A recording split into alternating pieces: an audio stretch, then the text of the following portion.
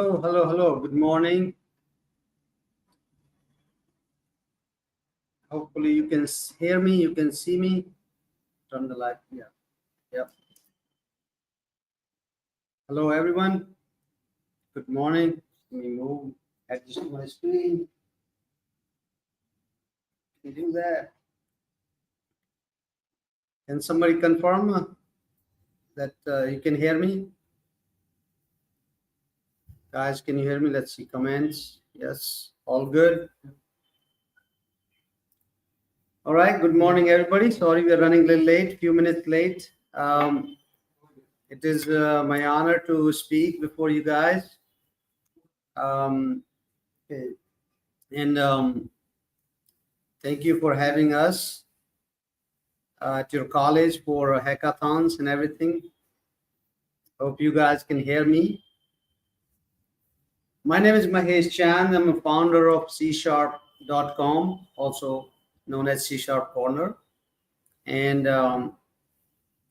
today we are going to talk about startups and career advice. And my goal with this today's talk is not just to talk about it, but also get questions from you guys to make sure that everybody learns something here.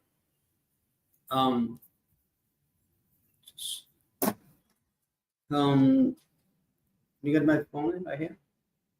Let me share my screen. And the topic today is secrets of building a successful startup. Who is this for? It's for students or young entrepreneurs who are trying to build their startups. They're starting now. In this session today, what I'm going to cover is that number one, think about what startups are. Are you ready for a startup? Then how do you validate your idea that this is a good idea or not? How do you protect your idea? Then you have, how do you select the core team? And then other topics around that. And in the end, we will also talk about the funding part. But more than that, I want to make sure that anybody who's trying to start their own startup or even try to join a startup, make sure you have your questions ready. You have any questions from this session, you have any questions about career advice, like what are you going to do after you graduate? What is the best way to do? Should I join a big corporation or should I join a startups? Any kind of questions you have your questions ready.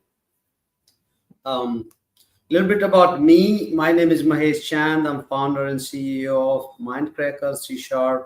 I started several startups in my life, and many of them fail. Usually, most of these startups fail, but some are successful. A couple of them are. I'm also a published author. These are some of my programming books. I'm a former Microsoft regional director, 14 times Microsoft MVP. Again, the goal for today's session is really talk one-on-one with you and get your questions answered. Any kind of questions you have about startups and career advice. So let's get started. These are some of the companies I've been involved with. There are mostly all of them are startups. During this talk, I will also share that 3 of my companies, they have been successful, and how I started that, why I started that, and how they end up where they are today. So that's kind of, I will take a real example of these companies I have been involved with. Please make sure you share, retweet, like, LinkedIn post comments there. We want to do is more and more. We want to expose this program. More and more people learn from it. It's beneficial to all. So please use your phone, use your apps, like, share, retweet, comment on it. All right, so let's get started. So when you think of a startup usually start with an idea. And these are some of the examples. If you look at the left, there are 3 pictures here, right? One is Coca-Cola, second is Twitter, and third one is Facebook. These are some of the bigger examples of startups and how they started. So John, as you can see in this picture, in 1986, he was a war veteran. He came from a war. He was hurt. So he was on a medication. He was taking Coke. to make sure, he was hurting a lot. There was a pain. So what he said, he thought is he was drinking a lot of these sugary drinks. So he said he ended up creating this drink with the Coke in it, so that will give him energy and also take the pain away. That's how Coke started with the problem, right? He was suffering. You look at the story of Twitter, two guys, two friends in college, they said, what if we build a simple application? At that time, text messaging was really costly. When Twitter started, text messaging was costly. So they were figuring out how do you send messages back and forth to a bunch of friends or like small things. So that's how this Twitter started. And then a screen solving a simple problem. How do I send text message to my friend? That's kind of the startup should think is what is the simplest problem you can solve. Don't try to solve the world's problem in one go. Facebook, everybody knows the story of Facebook. If you don't know, when Facebook, these guys were in dorm rooms in college, they were trying to share pictures of these girls so they put some girls on the pictures and say this art or is it not. That's the idea started. It sounds like a creepy idea, but look at the Facebook today. It's a multi-billion-dollar company just from that little idea. So don't underestimate a big idea. So now you have an idea to start your own business. The next thing you need to do is you need to do a comparative analysis. What does that mean? It means that, let's say you came in and go an app already there that does the same thing. How many apps are there? How good are they? Are they already doing what you're trying to do? Are they already big companies? What you're trying to do? For example, one of my friend came to me. He had an idea um, in Philadelphia. So his idea was that I want to build a device so you can put in any club or a restaurant and it can play music remotely by some DJ. So once we start doing research, we find out there's already several companies are doing that. And some of them are really making a lot of money. So there you have the same idea where there's already a bunch of companies are doing it and they're already successful. The chances are that you're going to have a lot of competition. And that's not good for you because you're just starting. I have another example. One of my friends, he started an idea in AR VR. He started doing this, AR VR where you can live stream and you can do the hologram and all that. And then we start doing research. The Google is doing that, Microsoft is doing that, Facebook is doing that. So when these big companies are doing same thing which you're trying to do, you are going to have very hard time. So that's what you have to think very, carefully before you start on your idea. Then once you have the idea, you have already done the research that yes, there's nobody out there doing it like what you're trying to do. The last thing is think about your solution. What is your solution? What is your product? Is it really good? Is it unique? Is nobody has that? Is there going to be easily copied? Can people copy this idea very easily? So that's kind of you have to think about it. So hopefully you got the idea. First, you have to have an idea. If you're trying to start a startup, make sure you do the comparative analysis, and then you make sure that your solution is different and unique, which is hard to copy. If you create a solution that anybody can copy, that's really hard to really survive in the competitive market. Now, you have done all those three things. The next step is you need to build an MVP, most valuable, minimum viable product, not a most valuable professional. That's our CSharpCorner as MVP award. But you have to now build a minimum viable product. And what is a minimum viable product? Minimum viable product is something that works. You can give it to some people, a small group of people. You can call them your beta testers or whoever they are. and they can validate the idea that yes, I like it, I don't like it, I think this will work. And this is the very important part when you're starting a startup. um, and when you're building this MVP, like you are in college right now, you just came up with an idea. For example, I don't know, you just came up idea with a crypto exchange. You have to build this crypto exchange as a simplest way possible, which is usable by other people. Now, once you build this MVP, you have to test drive it. What does that mean? That means you have to give it to a small number of group, a small group of people. It could be 10, 20, 30, but make sure that those are your audience. Make sure that these people are your end customers. So for example, if you are building something for students, you have to test with the students. If you are building something with crypto people, you have to test with crypto people. If you're building something for farmers, you have to test drive with farmers. You cannot just say, oh, I tested this, I like it, it works for me, let's give it to farmers. No, this MVP has to be tested with the farmers who are going to be the end customers. So that's how you have to test drive it. So let's go back. You build an MVP, you test drive it, and then you get engaged. Once you test drive it, you kind of like it, you get their feedback, you fix those feedbacks, give it back to them with the feedback until they are happy. Because when you're giving your first MVP, which is like unfinished product but usable, then you work with them, you watch them, you look at them what they're doing, and you ask questions, get the feedback, fix the feedback, give it back to them, and see if they like it. Now you are kind of perfecting your MVP. It may not be the final product, but you're actually making sure that this product is perfect. Give it to back to them and get their feedback. So now you are really ready to go, because now you have an MVP. You should now take it to more people. More before, let's say in the beginning, you started your MVP with 20 people. Now you can take it to a couple of hundred people and let them test drive it, let them use it, get their feedback. So you as a founder or your team has to be really close with these early adapters. Okay.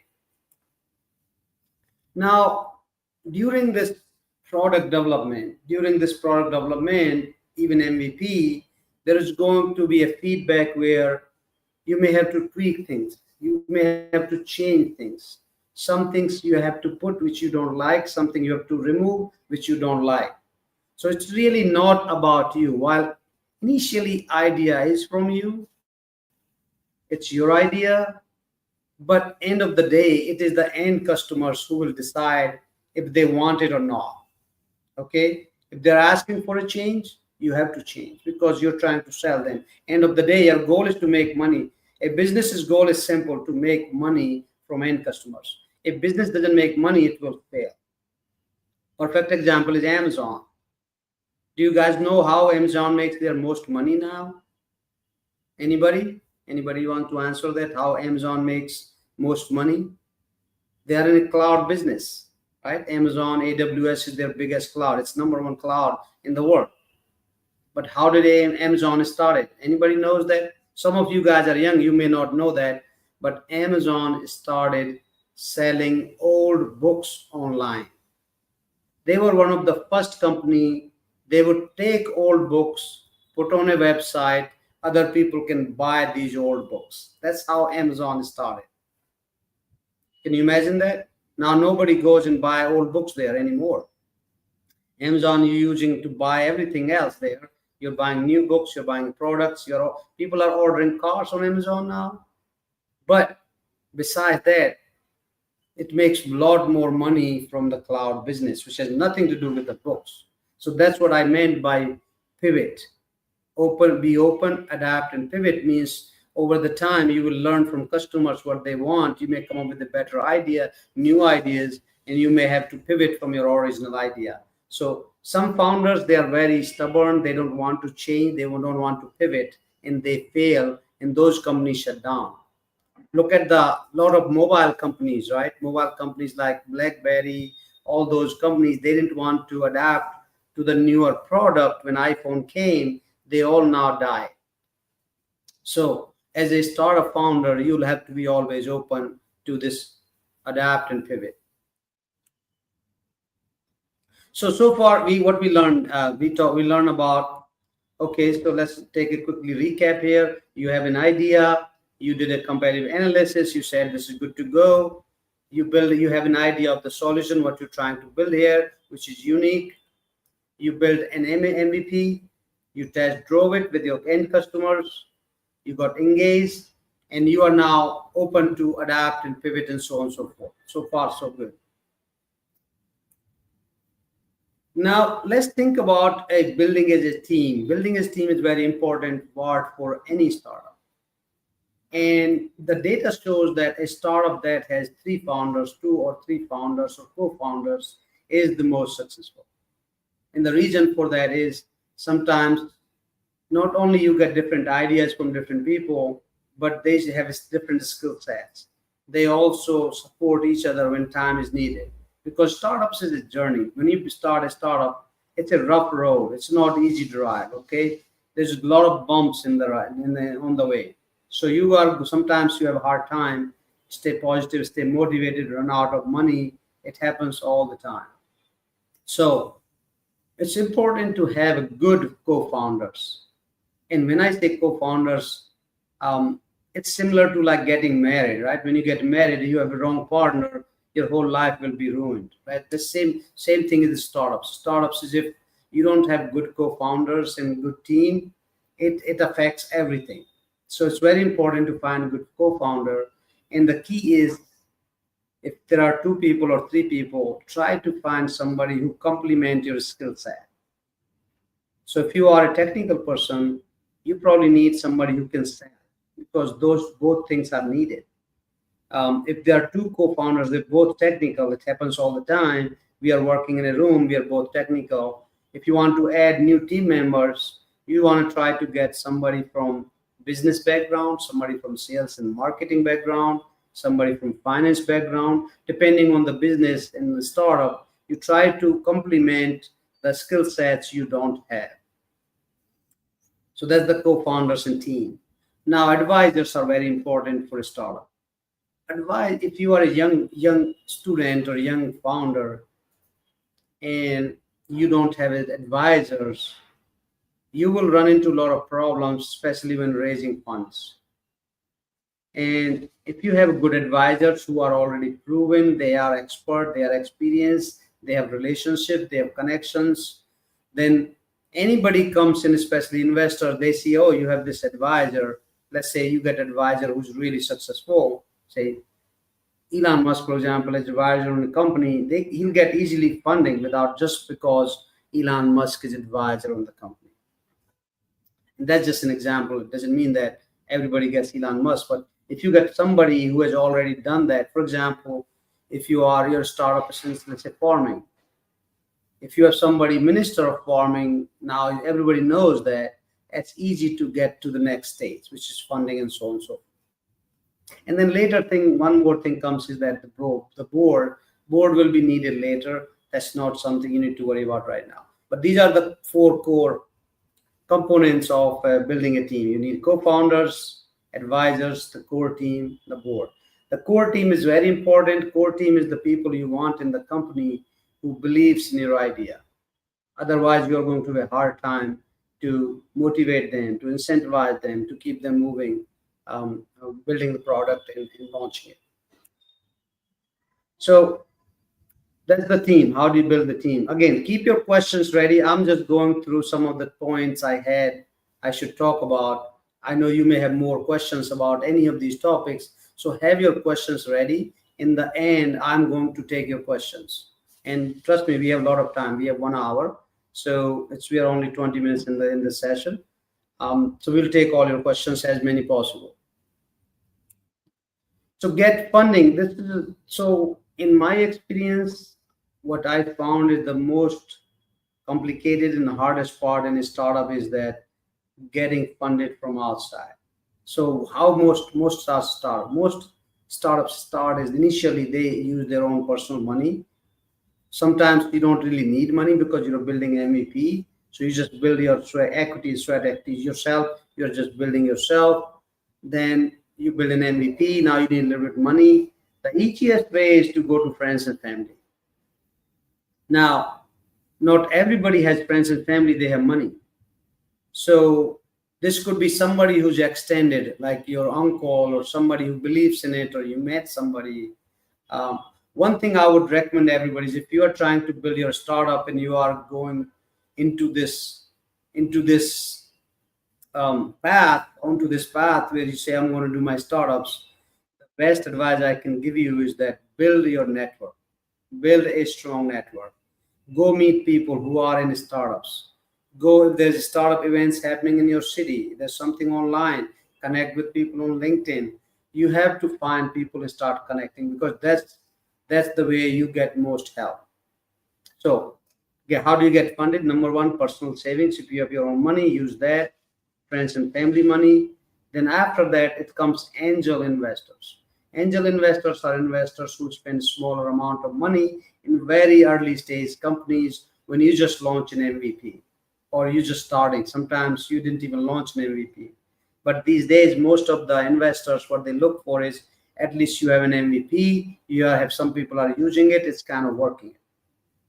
And then it's a VCs, venture capitalists. These are the when you this comes after a couple of years when the startup is successful, your product is you're making money and you need a lot more money, then they come in. And the end of the day, you can do IPO and so on and so forth. So now, once you have the money, your goal is to finish the product. And finish the product, launch in a big time. So after you launch the product, obviously you need marketing, you need to hire marketing, you need PR, all those things come after that. So I'm not worried about this right now for you guys, since you're all students and the young entrepreneurs. So I am now going to do is open this session for Q&A. Again, this Q&A is about anything, startups, it can be your career advice, it can be anything you want to ask. But before Q&A, I'm going to share 3 of my companies I started and how I started, how it works. So I'll share a bunch of my stories. So first thing, let's start with Simon. I want you to share the screen here. So first, I'm going to start with CSharpCorner. And I'll tell you why and how I started that. So CSharpCorner is a community, and Simon, can you start the screen here?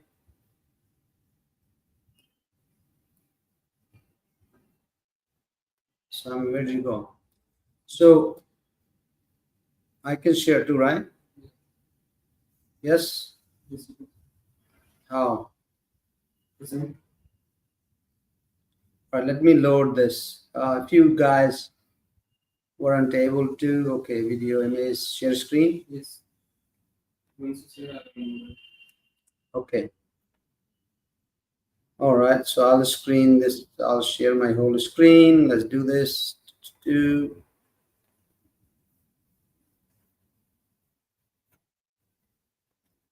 Share screen again. Hold on. This one.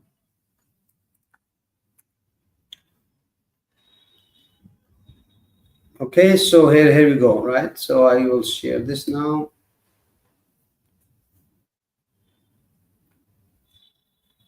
So this is a website called CSharpCorner. CSharp.com is the URL. Now it's CSharp.com. How did I start it? So when I was growing up, I was like in college, like you guys are.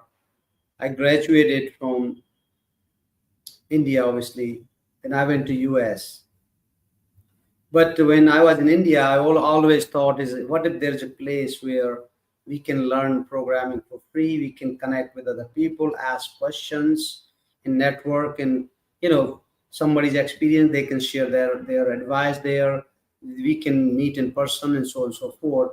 So this website started in 1999. I'm sure a lot of you guys weren't even born at that time, most of you guys. So in 99, I started the website. The idea was any programming I was learning at that time, I was sharing online. so other people can learn from that. So that's how the idea came to me. And I didn't think of that it will become a big website, it will become a big community, it will have millions of users. I didn't even think at that time. It was a simple idea. What was the idea? The idea was that I want to build a website or a place where people can just, whatever cool new things they're building, they're learning, they can share. Okay. So then when I started this, a lot of people start learning from it. When they start learning from it, there was no, back in 99, 2000, 2001, this was just a simple static website.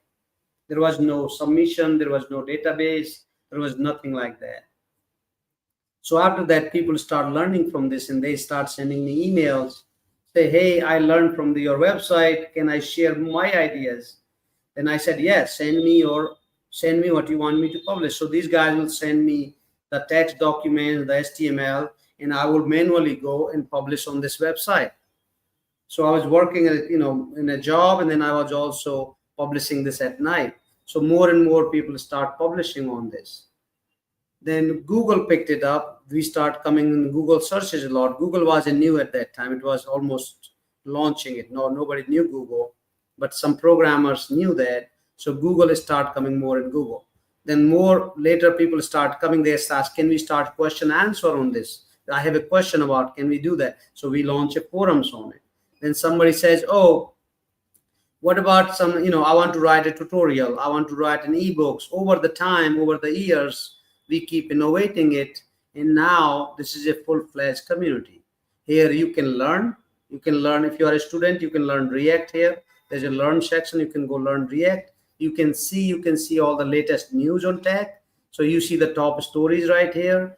Here you can see everyday latest news on tech. You can see videos and all the growth programs we are running, like this episode we are doing. This will be recorded and launched here in the videos.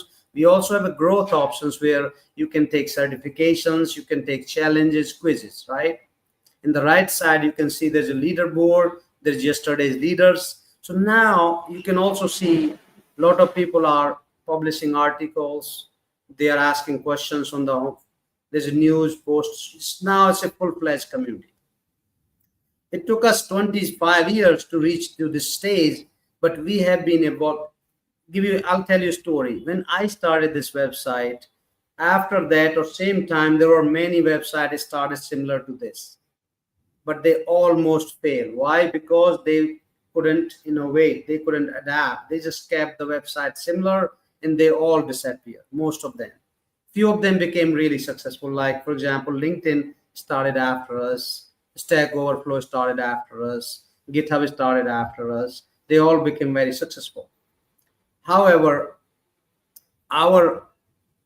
now what we are doing in this platform, this website now, is we are now gamifying it. What does that mean? It means more things you do here, you're going to start earning points, earning tokens. So we are gamifying the whole learning. So there's something called learn to earn. So now when you are going to learn something here, you're going to get points. Points can be converted to certain rewards.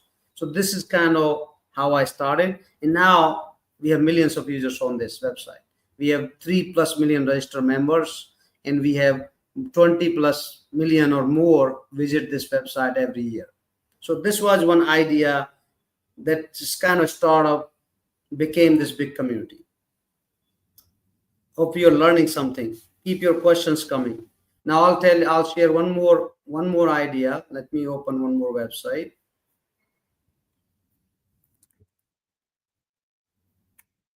So this is another startup. It's called Sharp Economy. So I don't know how many of you are familiar with cryptocurrencies, tokenization, NFTs, all that. So I've been involved in crypto and blockchain for a long time, blockchain, AI. So what we are doing here with Sharp Economy is we have already launched a cryptocurrency called Sharp Token. It's already traded on exchanges. And the reason we launched it, it's an economy where you can earn this token by learning in your growth. So if you're learning something, you can earn this token. If you are getting certified, if you are taking exam, if you are speaking, you're becoming a leader, you're downloading ebook. Then why are we doing this? Now you will say, why are we doing this? So in my life, what I've learned is in my IT, most of you guys are software guys, programmers in IT, that a lot of people, once they get a good job, they stop learning. And what happens, they stop learning, and then when they leave or they get fired, they don't have jobs lined up, and then they start preparing for the interviews and so on and so forth. So what our idea was, what if we can incentivize you, what we can motivate you to learn while you are already at work, and you're learning these things out of sudden you're upgrading yourself. So these are the some of the ideas. That's how an idea could become a full-fledged company. You take the idea and you see that, oh, is there really use case of this? Are people are going to use it? Can I go and raise money for it? How do I build a team? How do I market that? So check out this too and learn more. See how these startups are built. CSharp.com and this Sharp economy. With that said, what I will do is we also have a Sharp Rewards wallet. It's for students and young developers who want to continue learning and get rewarded. So check out the Sharp Rewards wallet and mobile app where you can start earning this Sharp token just for free by just learning new things, taking the challenges, getting the quizzes, and then we are launching more things to that. With that said, I think this is enough. Let's take some of your questions. So you guys have any questions? Let's start asking those questions, and then I'm going to start taking those questions. All right, let me stop sharing my screen. Okay, there you go. So let's take an example. What strategies can help validate whether a tag-based idea has a viable market? So that's a great question. Basically, you want to make sure that your idea, this is a part of our second screen. You want to validate your, yeah, so there's a market need for that. As a matter of fact, a lot of companies fail because a lot of startups fail because they launch the product and there's no market fit for that. So one of the biggest thing you have to do is these days, actually, AI can help you a lot. Okay. You can use Chat GPT or all those tools. But you can also go to your audience, right? If you, depending on your idea, you have to go there and see if there's anything out there. If it's already there, is it good enough, or is it needs some work, or is it so bad? For example, if there's a, I don't know, if there's water bottle out there, but you're saying it's a tag-based idea. So tag-based idea, you can say I'm starting a consulting company. I'm starting a company where we will build websites. That's more like a service business. That's not really a startup, right? So that you can always start that. There's always need for that. That's a totally different. But if it's an app that's solving some problems, then you just have to look at search, do all the research. It's already there. In viable market is, as I said, you kind of have to, you will only know that after interviewing people, after talking to your friends and families, talking to the right audience. Hey, I'm trying to build this. Will it work? How much money are you willing to pay? You have to go and talk to these people. Once you talk and they kind of validate the idea, then you kind of build the MVP and the take MVP to those audience and see what you think about this. This is kind of how you validate the idea. It takes time to validate the idea. Another question: how can a startup attract its first customers and scale effectively? Yeah, and that's really the hardest part. Is your first customers are the one you kind of know them, or you build a relationship with them, or they come somehow from some referral, or you are reaching out to them. You have to build a relationship with them, because in the beginning they may not even pay you. You have to just give them a free and just say, can you help us test drive it? Again, ask. You can always ask. People are willing to help you.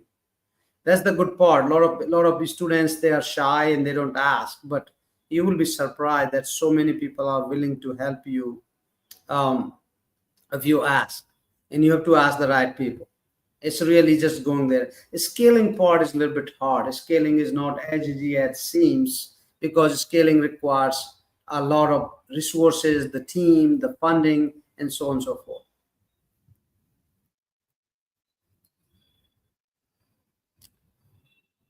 So next question is, how do you build a strong startup team and a company culture? And this is really hard in the sense, team is something, it's like you're saying, like, how do I know if my partner is good? It's sometimes you have to feel it, sometimes you're really best friends, and then you hire a team, and it's just learning. It's like, if you go, there's a lot of videos out there from the successful people. They say, how do you hire a good team member? And just one thing I would give tip is that when you are hiring, you have to get a feel of that. Do they really like it, what you're building? Or do they believe in that idea? If they believe in that idea, chances are they are the good team members. And that will also help build the good company culture. And company culture is it's a very complicated topic. It's not as easy as it seems. You can't really build a company culture. It just, you pretty much become the culture. You means the person, the founders, right? So the founders and the senior people, how they build the culture becomes the culture, right? How, because everybody else follows them. So the key is, you have to have those core people, and you don't need to worry about these company cultures. And in the beginning, at least for first two years of your, until you are really successful out there, initially you need people who are grinding, who just believe in so much. So they're not looking for 9 to 5, they're not looking to leave, because that they have to feel like it's part of the whole family. Otherwise, it'll be really hard to build a good successful startups.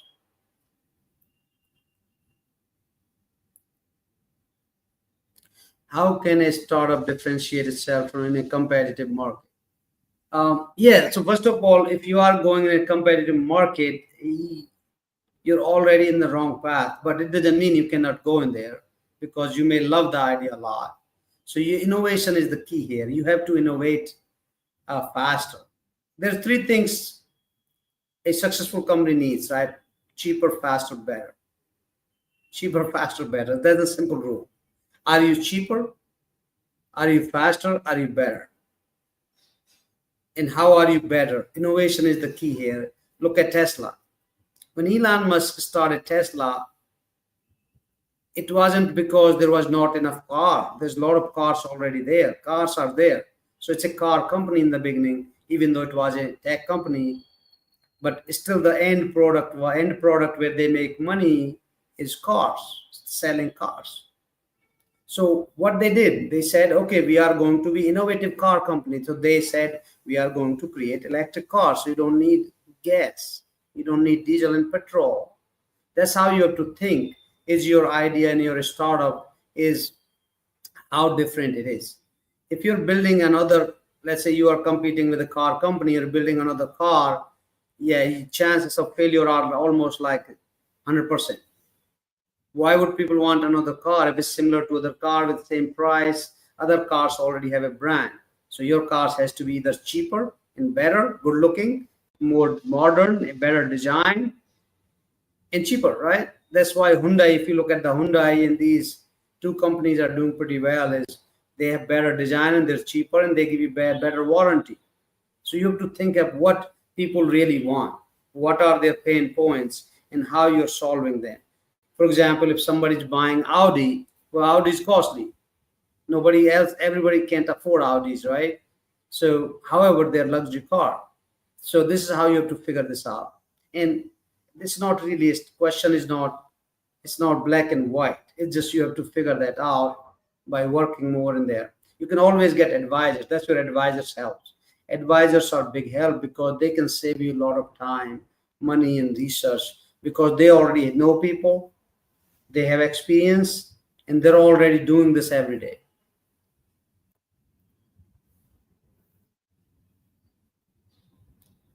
What are the pros and cons of bootstrapping versus seeking external funding? This is a great question. It's an amazing question, actually. Bootstrapping is really important because if you believe in your idea and you have money, it's important to bootstrap. It teaches you so many lessons. First of all, it teaches you how to use most effective use of the money. because you're using your own money. Bootstrapping is better as long as you can do it. That's probably the best thing you should be doing. The risk is if your successful startup is failed, you lost all the money. So any company I work with, I bootstrap most of the companies. Now you get funding from people. Key with funding is that it comes with now you have a boss. It comes with the responsibilities, comes with accountability, it comes with reporting, it comes with deadlines, it comes with deliverable.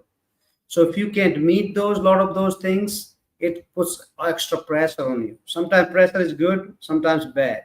When you're a startup and founder and dealing with all the products and marketing and all that, the external pressure can be bad. Sometimes if you get a lot of money and they own majority equity in the company, they also have a control. They can just kick you out. It happens all the time, right? Investors can control your company.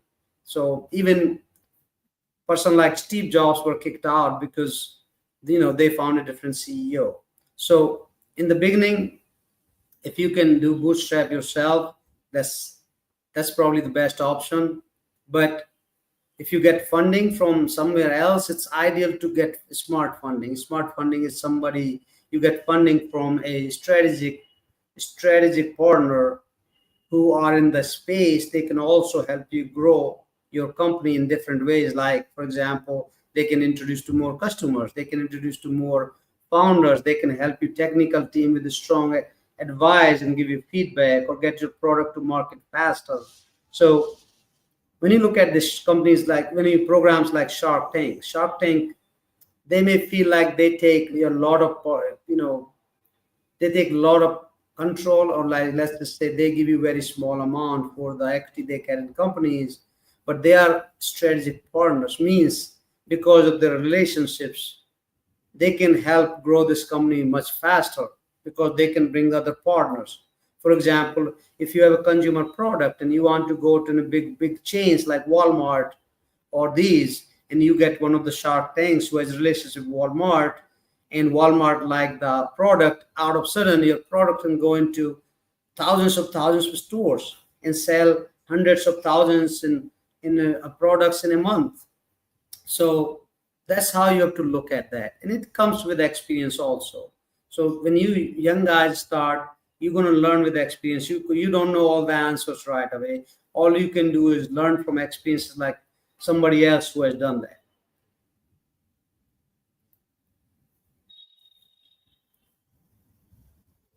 So another question Shiva Shankar is, what is the simplest version of product that solves the problem and validates the idea?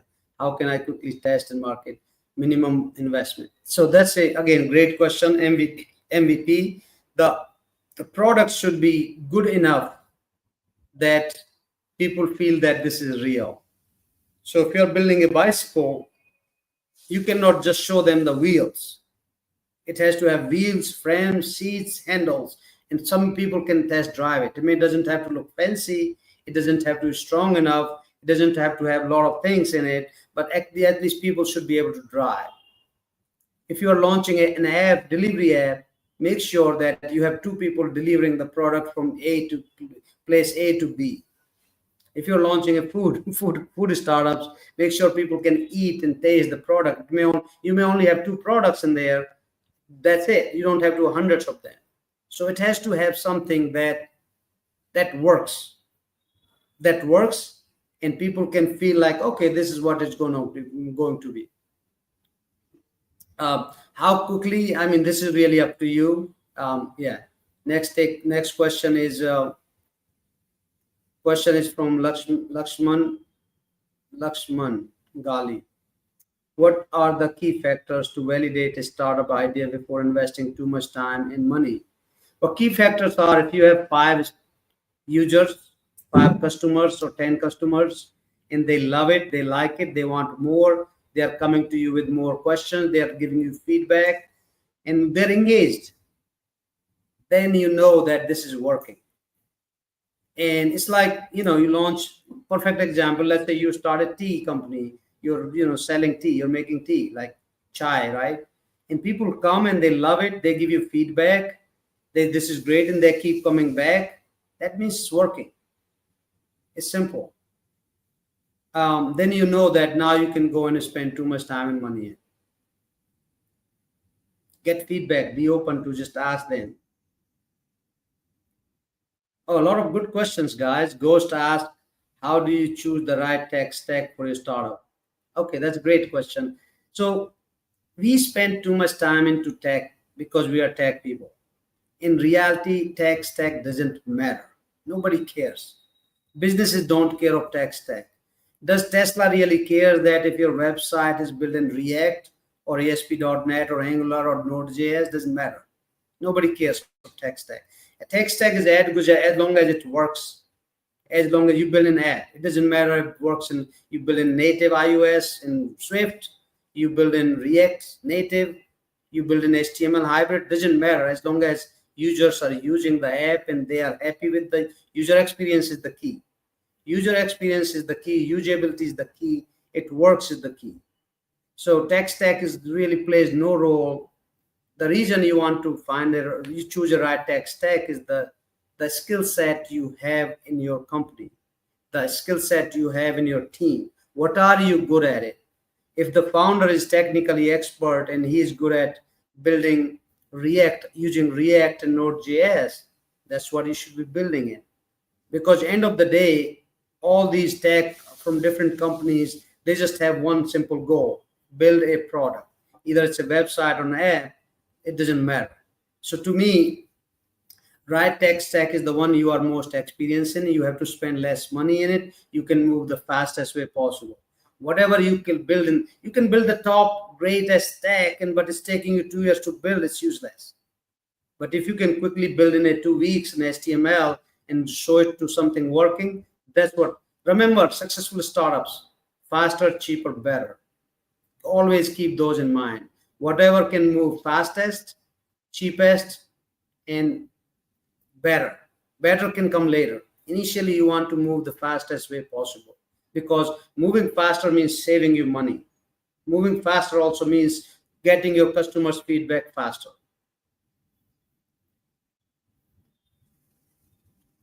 Great questions, guys. I'm really impressed how many questions you guys have, and they're all amazing questions.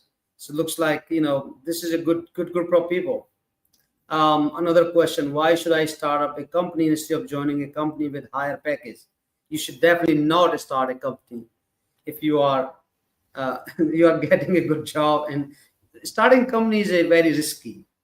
Only 3%, only 2 to 3% of the companies are successful.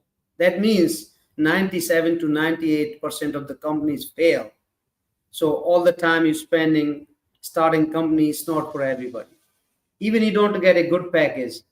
If you startups is only for people who don't like to work for anybody, or they don't want to take, they said, I have enough support from my family, I have money, I can take 3 years out of my working life, I don't need to pay the bills, but I love my idea too much, I just want to do it.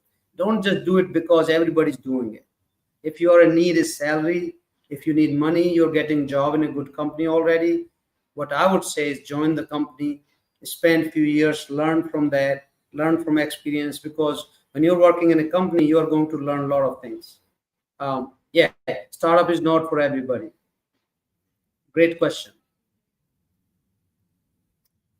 Another question is, what resources, book, podcast, courses do you recommend for aspiring entrepreneurs looking to enhance their skills and knowledge? There's a lot of them out there. That's a great question. If you search out there, I wouldn't say books. Sure, there are a lot of books. I don't think there's a lot of startup experts out there. Startups are not really taught by courses and books. A lot of this is really experience and learning hands-on. You can read the books, sure. And remember, I don't believe in books. Let's just say that personally. It doesn't mean that books don't help. Books are just a guideline of somebody who did ways different one way. So when you read something from book, you are now really following that person's footsteps. What you can learn from book is the mistake they made, so you don't make it. Otherwise, everybody has a different path. Everybody's success is different. If you compare you compare Elon Musk with, Mark Zuckerberg with our Indian guys, they don't follow the same playbook. There's no one playbook, to be honest, in my view. Some people may say other way. They'll say, "Oh, there's a playbook here." Um, but yeah, you can just learn podcast and how they did things and learn from that. But you still have to find the way you want to do things, how things will work for you. Yeah, this is not a book knowledge, to be honest.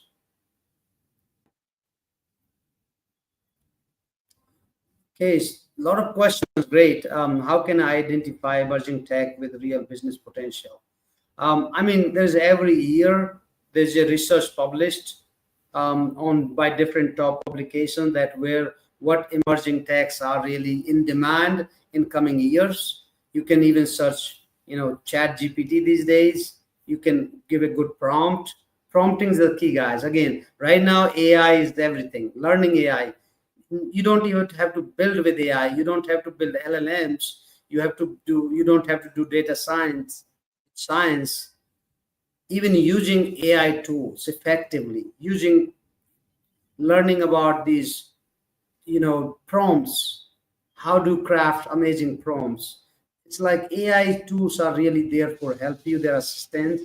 More you learn to start using them, they can answer you all your questions. So again, building anything with, for example, right now, AI is everything. Everything is building around AI now. AI is going to be changing us so much in this coming years. So anything you're building around that will be really good, have a good business potential.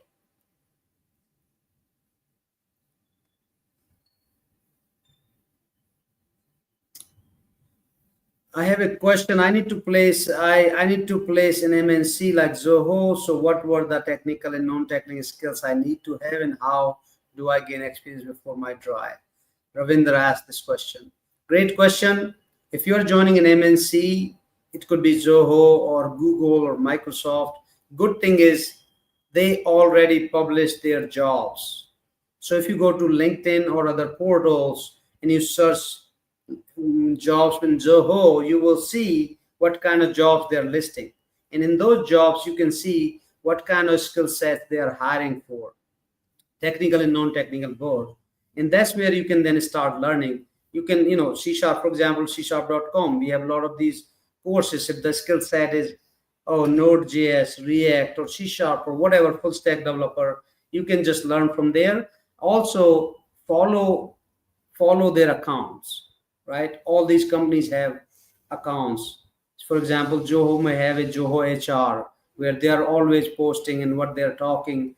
If they're interviewing, somebody's going live around Zoho careers. Another thing is somebody working in Zoho, in LinkedIn or wherever, you reach out to them and say somebody senior, which you can connect with and say, hey, I really love Zoho. I really love the culture, whatever, this company, the product they build, I would like to join. Could you give me some pointers? If there is a Zoho event happening locally in your Chennai or wherever local you are, if there is Zoho event there, meetups, sometimes these companies do meetups and it's free or a little bit small amount. You just go and meet their people. So just you got to get in that space and make up your mind that I'm really going to join this company. If you can make up that mind and you can do all those few things, you will get a job there. It's just you have to make up your mind. All right, so almost 11 o'clock. We'll take a few more questions, guys. They're great questions, amazing questions. Ravinder asked another question. Do you think that entrepreneurship is better than developer's career to become successful? No. Answer is no. That's not true. You can be very successful being a developer. There are a lot of CEOs, they started as a low level, just programmers, developers, or even in sales and marketing. They end up becoming a CEO. As a matter of fact, if you look at the Microsoft CEO, the Google CEO, all these CEOs, they were not entrepreneurs really. Most of them weren't entrepreneurs. They started as a employee. So no, the answer is no, it's not. However, entrepreneurship is for somebody again who don't want to work in other company, who don't want to work for other people in the beginning, who wants to change the world. The entrepreneurship is not all about money, and people always often attach success with money. Entrepreneurship is for people who love what they want to do. They want to change the world. They love the idea. They really not most entrepreneur, these successful people, they don't really chase money. So answer is no. You can be successful either way. Um, if you work harder and join a company, chances are you will be more successful in there than starting in your company. All right, let's take one more question, Simon. All right, what are the biggest risks for building a startup based on cutting edge technology? Okay, this is a great question. Taslim asked. Biggest risk is when you are using cutting edge technologies. Number one, there's not enough experts, so it takes you a lot of time to build and learning. And there's a lot of mistakes. People you hire are always costly, and again, new technology is always changing. So I know personally that we have built a company on this new technology back in the day called Silverlight. And then Microsoft started supporting Silverlight a few years later. The all tech we built, all the money spent, now we had to rebuild in different technology. So that was all gone. So when you think of a cutting edge technology, especially they're new, it's a bigger risk. So try to wait until the tech is really kind of, if you're really spending a lot of money in it, you have to look at the risks as risks there. All right, guys, everybody, this was amazing. I really had a amazing time. A lot of great questions, and I hope you guys learned something from this today's session. Go again, join csharp.com, because you can ask all these questions there. I'm there all the time. I'm starting a startup show there every week soon. There's other shows going on there, lively shows on startups, the mentorship, the growth, the funding. There's a lot of things on. Go to csharp.tv. If you just go to csharp.tv, you can see what kind of shows we have launched there. Also, don't forget to check out sharpeconomy.org. Sharpeconomy.org is the new innovative way we are incentivizing people to learn and grow, learn, earn, and grow. There's another app, Sharp Rewards app in the Apple, which we have both apps, iOS app and Android app, Sharp Rewards. If you go to App Store and search Sharp, SHARP Rewards, download the app. It's a decentralized wallet app. What does that mean? That means you start learning, doing things in this. It's gamified. You can start earning Sharp tokens. Those Sharp tokens now you can spend on your growth. You can hire somebody one-on-one, a mentor, to pay those Sharp tokens. So check those out. And everybody, thank you so much and have a nice day.